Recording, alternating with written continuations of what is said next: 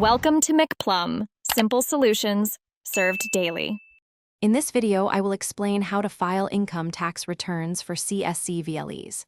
First, understand your income sources, including commissions and service fees, and identify all eligible deductions. Next, gather all necessary documents like bank statements, Form 16A, and expense records. Finally, select the correct income tax return form, typically ITR4 for presumptive income, to ensure accurate reporting. This structured approach will simplify your tax filing experience. As a CSC VLE, accurately reporting your income is crucial. Include all commissions earned from services like Aadhaar, PAN, and bill payments. Remember to claim legitimate business expenses such as office rent, utility bills, and internet charges to reduce your taxable income.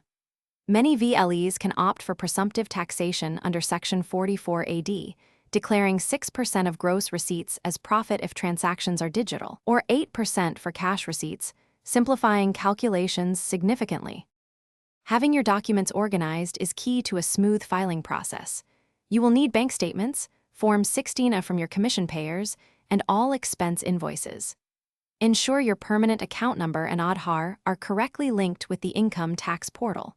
For most VLEs, ITR4 is suitable if opting for presumptive taxation. However, if your business income exceeds the presumptive limit or you have other complex income sources, ITR3 might be necessary. The online filing process is straightforward. Begin by logging into the official income tax e-filing portal with your user ID and password.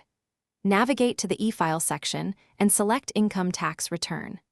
Carefully fill in all personal details, income figures, and applicable deductions in the chosen ITR form. After reviewing all entries for accuracy, verify your return using an Aadhaar one-time password or through net banking. This final step completes your submission. Thanks for watching. Stay juicy and subscribe.